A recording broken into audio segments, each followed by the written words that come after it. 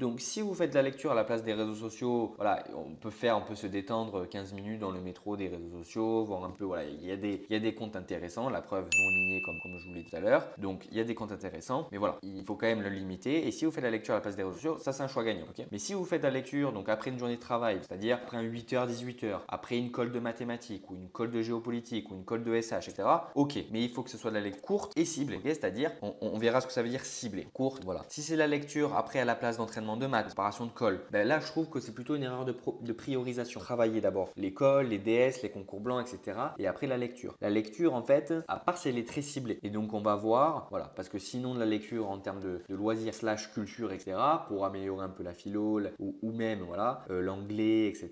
Ça peut être pas mal. Mais c'est comme si vous voulez quand on regarde une série en anglais. Bon, on se dit ouais c'est cool, c'est une série, bon je me repose, mais en même temps c'est de l'anglais donc je travaille l'anglais. C'est bien, c'est cool, c'est mieux que rien, ça c'est sûr, c'est mieux que de rester à scroller sur le téléphone. Ok, mais tant qu'à faire, autant lire un livre en anglais, mais pas un roman de 200 pages. Voilà, il faut lire par exemple des petites nouvelles de 20 pages, comme ça vous savez que vous en avez pour 15-20 minutes, pas plus. Voilà.